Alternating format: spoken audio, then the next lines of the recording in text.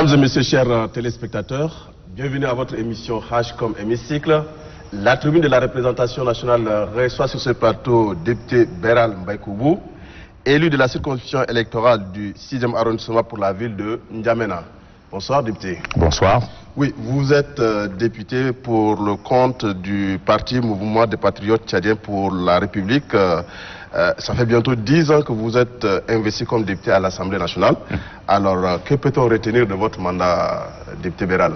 Ça fait 10 ans pleinement, hein. Pas bientôt. Ce que je retiens de ce mandat, c'est la participation aux différents débats qui ont eu lieu, qui se sont succédés. Et vous savez qu'on a eu en plein milieu donc de cette mandature une élection présidentielle et même deux, avec beaucoup de soubresauts.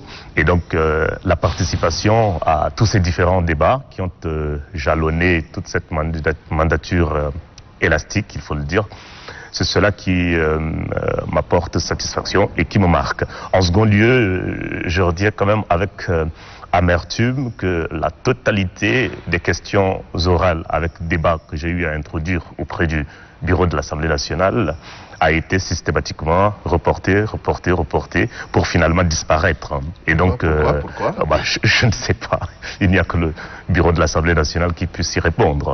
Et donc, j'ai plutôt joué les larrons en profitant de l'occasion des questions posées par les autres pour exprimer mes positions, mes préoccupations et souvent même ma révolte. Mais mes propres questions à moi-même sont simplement passées par pertes et profits. Ce serait la dimension. Quel genre de question, par exemple? Vous pouvez nous donner un exemple d'une question qui n'a pas été retenue? J'ai posé la première question, elle vous concerne d'ailleurs directement, c'est la liberté d'expression et la liberté de penser dans les médias publics. Cette question a été clairement rédigée et adressée. Elle a été programmée puis déprogrammée et ainsi de suite. Finalement, ça n'a jamais eu lieu.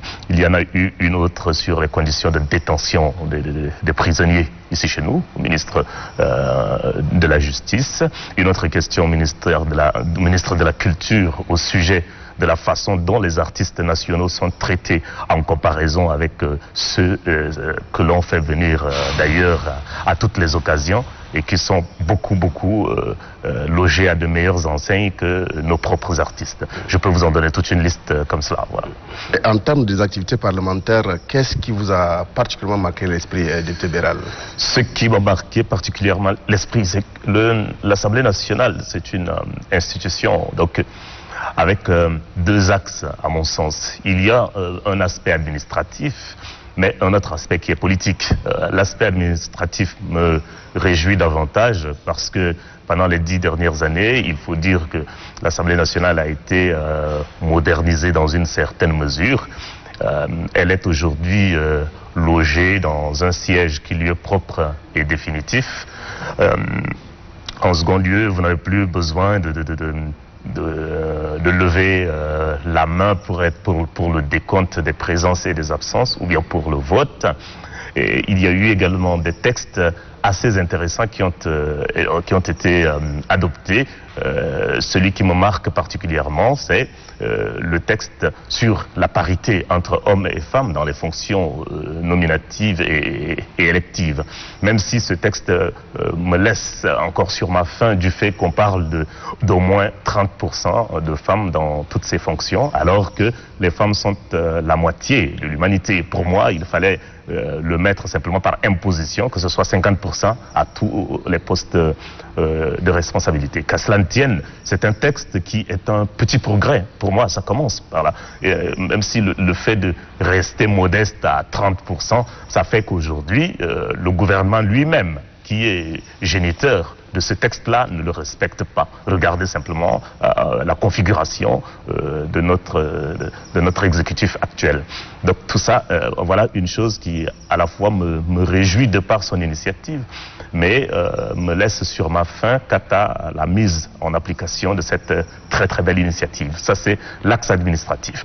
Par contre, l'axe politique, lui, me déçoit absolument parce que beaucoup de collègues semblent n'avoir pas compris la raison pour laquelle ils sont dans cette institution et s'obstinent davantage à défendre des chapelles politiciennes plutôt que de défendre le peuple. Un parlementaire est mandaté par un peuple, même s'il est élu sous la bannière d'un parti politique. Mais ce n'est pas le parti politique qui est dépositaire du pouvoir qui lui est dévolu. Et donc, à chaque analyse, pour chaque choix, pour chaque orientation, il faut avoir à l'esprit la préoccupation du peuple et surtout le courage de dire parfois non aux chapelles politiques lorsque leurs aspirations sont aux antipodes des préoccupations populaires. Et avant d'être député, vous avez beau crier à l'Assemblée que c'est des moutons de la République qui sont à l'hémicycle. Et vous vous êtes retrouvé subitement à l'Assemblée nationale. Est-ce que c'est une chèvre parmi les moutons?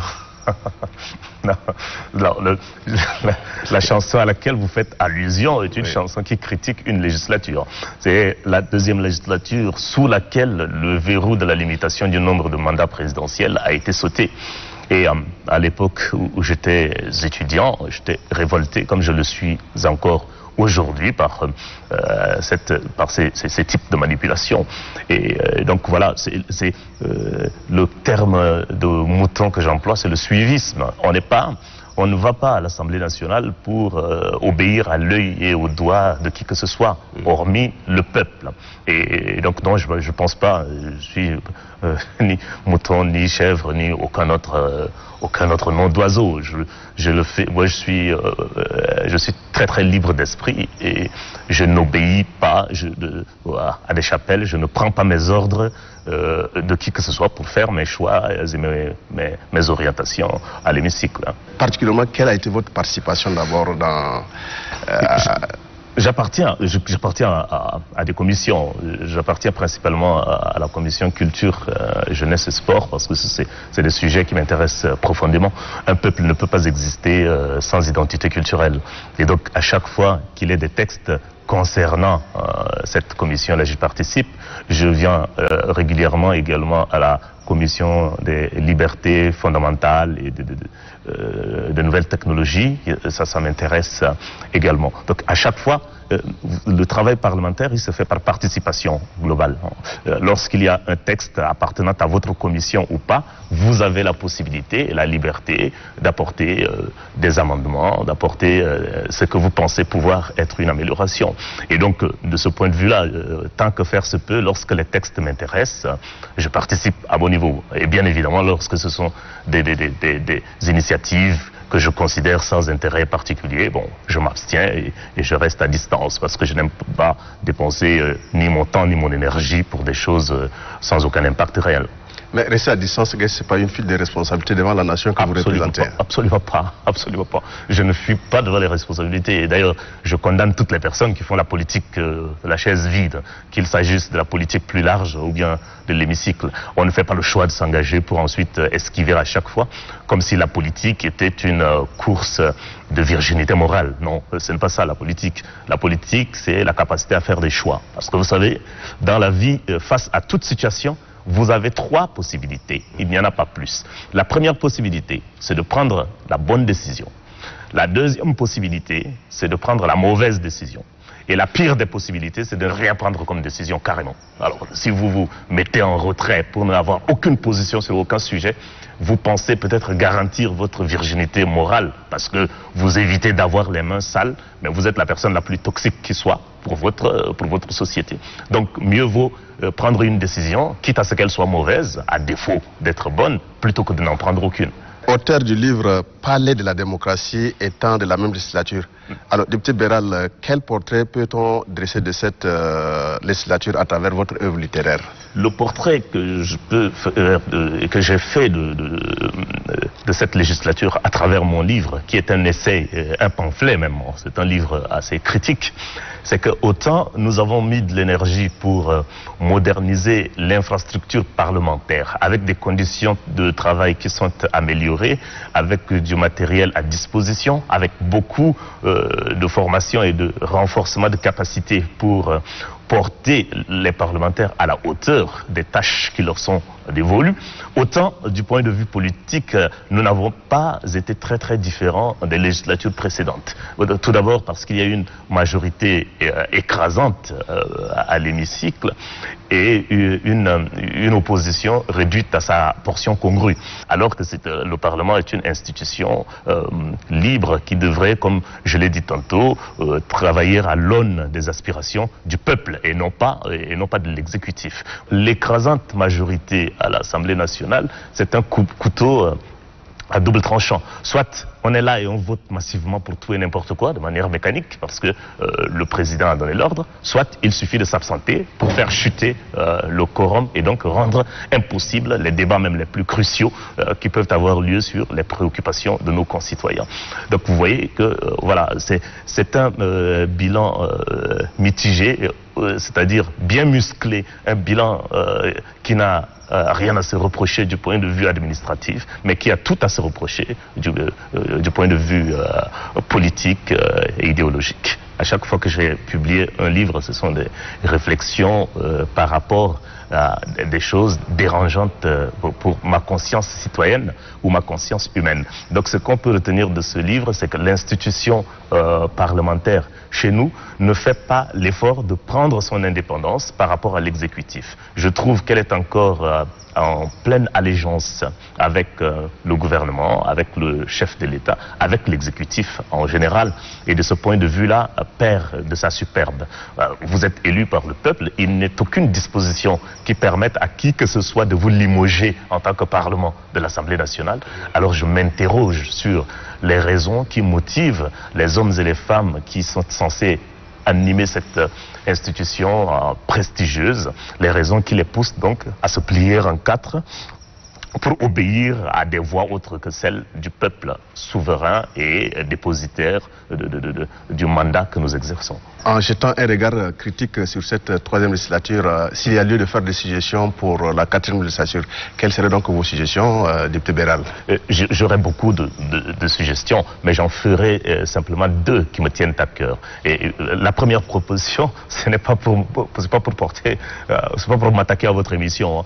La première proposition, c'est que l'Assemblée nationale ait des organes médiatiques qui lui appartiennent exclusivement. La télévision et la radio, je pense que l'État a les moyens de créer cela, des chaînes qui appartiennent au Parlement lui-même, afin que les débats ne soient pas tronqués par les obligations programmatiques du service public actuel. Parce que vous diffusez nos travaux, souvent vous les retransmettez, mais quelquefois la nécessité de la présentation d'un journal par exemple, ou d'un passage de communiqué urgent, fait qu'on est interrompu et le public n'a droit finalement qu'à de petits segments, à des fragments de nos débats, alors que le public est intéressé par nos débats et beaucoup de personnes ne sont pas au courant de ce qui se passe au sein de l'hémicycle. Et je suis certain que s'il y avait une radio et une télévision qui appartiennent à l'Assemblée nationale, beaucoup de personnes suivraient le débat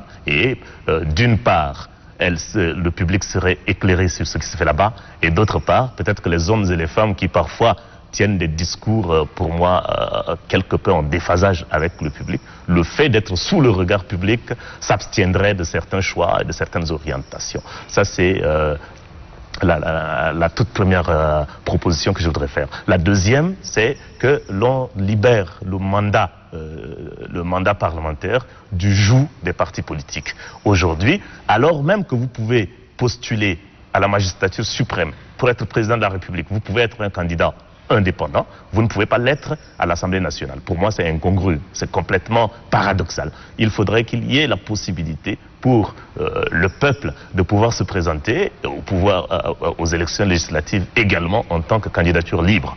Parce que je connais tout un tas de personnes, hommes et femmes, qui ont beaucoup de capacités et qui seraient utiles à l'institution parlementaire et qui n'ont pas envie d'appartenir à une épicerie politique ou à une chapelle politicienne. Il faudrait donner la possibilité à ces personnes-là de pouvoir participer en tant que citoyens de leur propre initiative et pas forcément sous la bannière de quelques partis politiques que ce soit. Mais qu'à cela ne tienne à quelque chose, malheur est bon. La transition sous laquelle nous sommes va refonder beaucoup de textes de la République.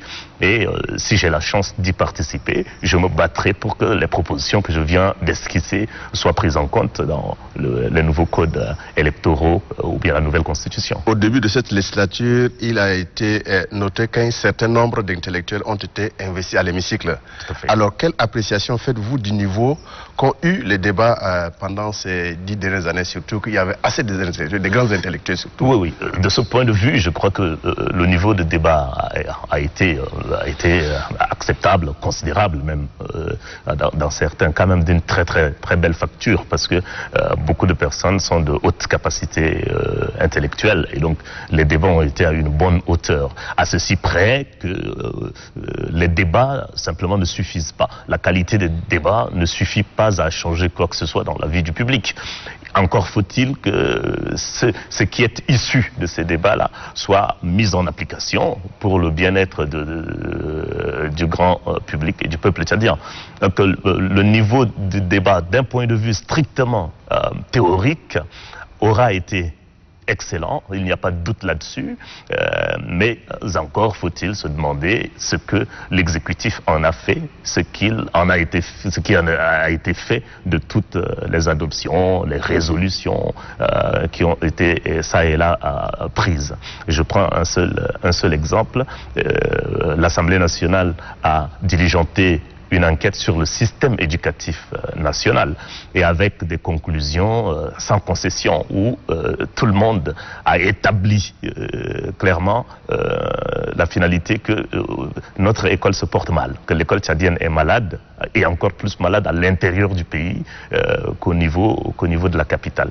En dépit de ces conclusions courageuses, lucides et très ouvertes d'esprit, dans la foulée, on a organisé au forceps les examens, alors même que l'année scolaire avait été chahutée par de nombreux mouvements de grève empêchant à nos jeunes frères et sœurs d'avoir assimilé la totalité de leurs cours. Je crois que cette espèce de schizophrénie où la théorie dit de belles choses pendant que la pratique vient la saboter, je pense qu'il faut arrêter. Il faut être capable d'unir à nouveau la pratique et la théorie, qu'elles soient sur la même longueur d'onde, afin que les choses que nous pensons dans nos têtes se transforment en action. C'est l'action qui fait bouger un pays et non pas simplement les idées balancées ou les paroles scandées. Voilà. Oui, vous dites que les niveaux des débats ont été assez bons et curieusement, l'on constate que les lois de finances sont par exemple votées à la va-vite. Oui, ça c'est une plaie, proverbiale non seulement de l'institution parlementaire, mais de notre pays. La loi de finances à laquelle est dédiée pourtant toute une session parlementaire, la loi est bâclée, elle est lue de manière très vite, mais cela également vient du comportement de l'exécutif qui ne respecte pas les délais auxquels il faut poser cette loi sur le bureau de l'Assemblée nationale. Vous avez une rentrée parlementaire qui s'effectue en septembre. La Constitution dit clairement que la loi des finances doit arriver au plus tard à la veille de la rentrée parlementaire. Le gouvernement le fait parvenir à l'Assemblée nationale à la mi-décembre, alors qu'il reste à peine 2 semaines pour les vacances parlementaires. Conséquence, le temps que chaque député puisse prendre connaissance de cette loi, puisse la feuilleter, faire des annotations, préparer ses interventions, etc. Vous avez encore 1 semaine à 10 jours qui ont été brûlés et donc il reste des broutilles en termes de délai pour pouvoir débattre de la loi des finances. Donc ça, c'est une plaie de race C'est une lèpre malheureuse. Malheureusement, on l'a mise dans nos institutions il y a longtemps, et je peux vous garantir, vous avez absolument raison, depuis 10 ans que je suis à l'hémicycle, pas une seule fois, aucune loi de finances n'est jamais arrivée à temps. Ça, c'est la première carence. La deuxième, c'est que de manière systématique, le gouvernement tchadien fait des collectifs budgétaires. C'est-à-dire que la loi des finances est votée, mais on la suspend systématiquement, et puis on dépense l'argent pour le justifier après.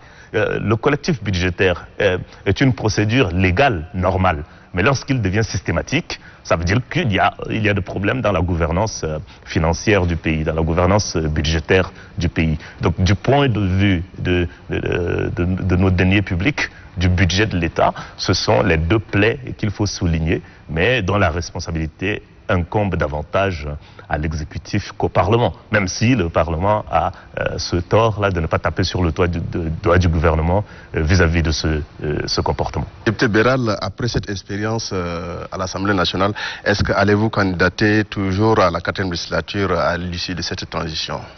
Vous savez, même si la décision d'accepter de candidater ou pas me revient, j'appartiens à un parti politique.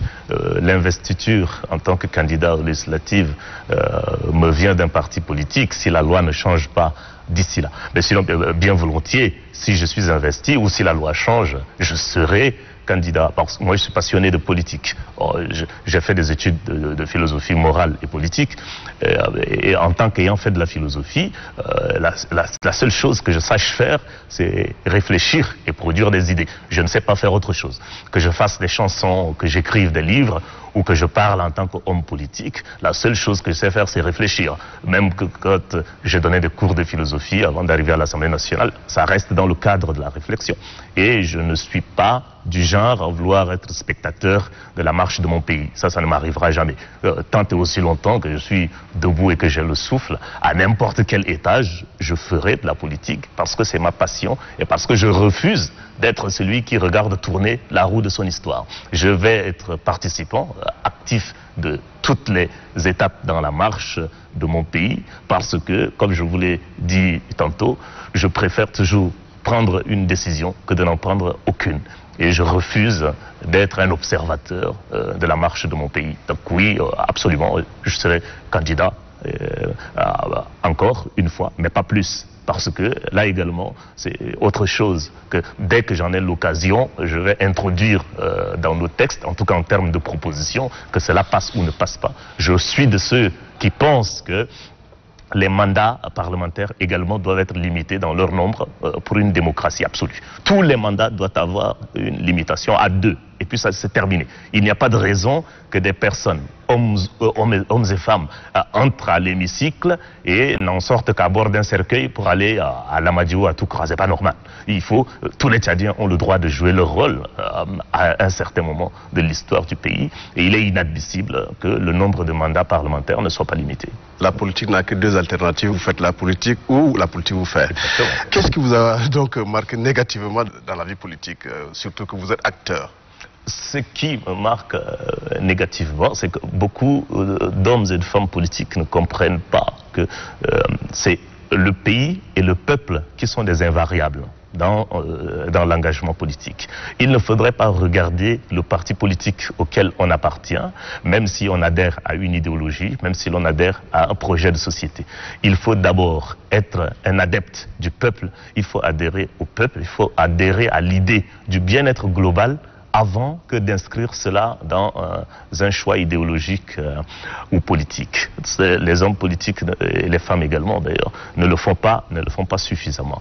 Autre chose, c'est que la grande masse, elle également, par faute de sensibilisation, d'instruction ou d'information, ne s'intéresse pas assez à la chose politique et de ce fait-là n'a pas la capacité d'interpeller hommes et les femmes qui sont investis par des mandats publics, qui sont investis par des missions publiques. Il faudrait que le peuple soit beaucoup plus regardant.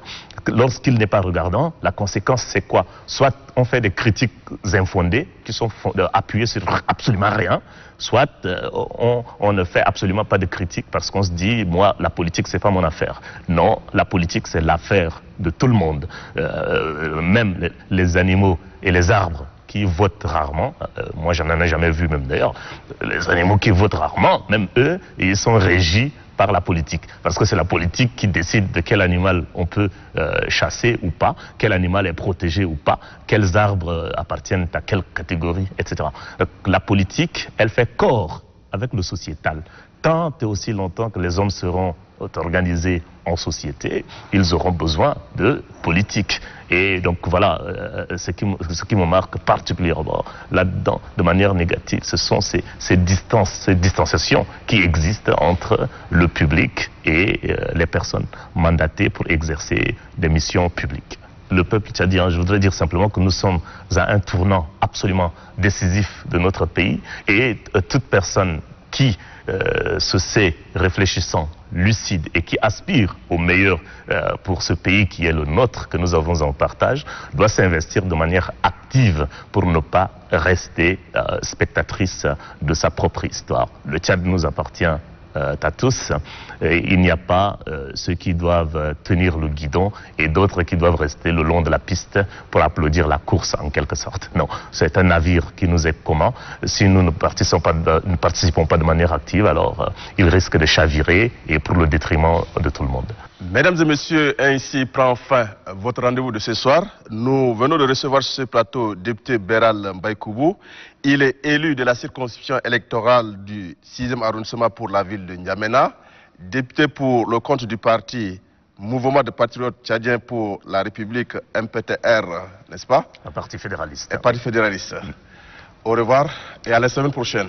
Merci à vous. Nous espérons vous revoir toujours. Très bien, bien sûr. Merci. Toujours disponible. Merci.